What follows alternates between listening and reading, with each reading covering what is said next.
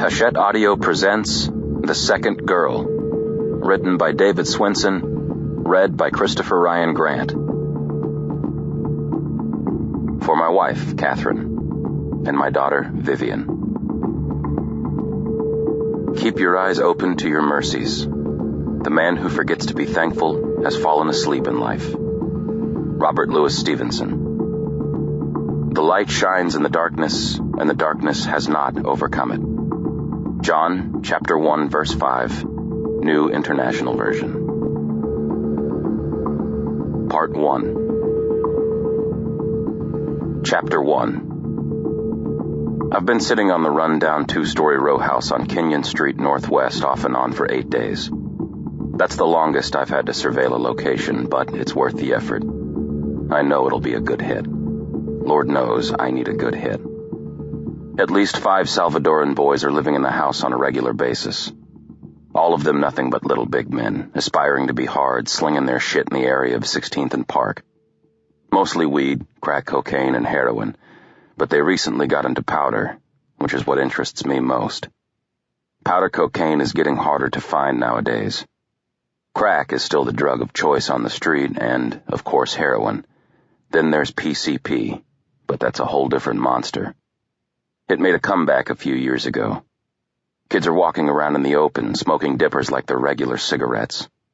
The Salvadoran boys won't mess with that shit. But I've seen them hanging with someone who will. Cordell Home. I had dealings with Cordell back in the day when I was on the job and working narcotics. He's the leader of a crew that controls most of the corners in the Adams-Morgan area, and one of that area's main distributors. Cordell's crew usually works south of Columbia Road. Park Road is north of Columbia, so when I saw him with the Salvadorans like they were talking business, I figured Cordell was expanding his horizons. Maybe got himself into bed with one of the bigger Latino gangs that control Columbia to Park.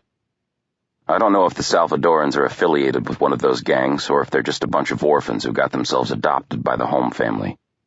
Doesn't matter to me which scenario it is. All I know for sure is that Cordell Home deals in weight, and that means I have a chance of getting a piece of that today. Like I've done all the other days, I've been sitting on this spot. I watch them as they make their way out the door, usually by 1000 hours. They slide into an older model, mostly primed out, 4-door gray Toyota with chromed-out wheels, an oversized metallic red spoiler, and home-tinted windows. A little El Salvadoran flag, fringed in gold, hangs from the rearview mirror. They head west, like they always do, toward 16th Street and Park Road. I've tailed them enough times to know they'll park at a spot another Latino kid reserves for them, a young boy 12 to 14 years old. Just another kid trying to get his foot in the door and working up to something more. The driver, an older-looking boy who keeps his hair slicked back and shiny, will stay with the car. The other 4 will split up by twos and cover the area that spans east on Park from 16th to 14th Street. The boy with the shiny hair takes care of the stash. He keeps it in a crumpled-up Doritos bag, which he drops in the gutter at the rear of the vehicle as if it were trash. He keeps a thick wad of cash rolled up and stuffed in the sock on his left foot. Another boy, who always wears an oversized Wizards jersey and black Jordan Superfly sneakers, returns to the car when they're low on merchandise, usually after a couple of hours. He drives the car back to the house to re-up, then returns it to Shiny. I should be long gone by the time they need to re-up, but then I know all too well what can happen. Shit. Just about anything can happen. Shiny might get lucky and hook up, bring her back to the house on Kenyon.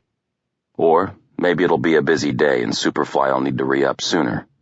You can never predict. You can only prepare. I'm prepared. But I also do my best to eliminate the possibility of an encounter, no more than 15 minutes inside. You'd be surprised what an experienced person like me can find in 15 minutes. These boys have been running free on the streets as if they own that real estate they're working. It wouldn't be difficult for even a mediocre cop to figure out what they're doing, but I haven't seen any of them try. 3rd District's short on manpower. The whole police department's short on manpower. All the smart ones are leaving, and most of the old-timers are on their way out or already gone. The few that remain are getting themselves pulled from their regular assignments by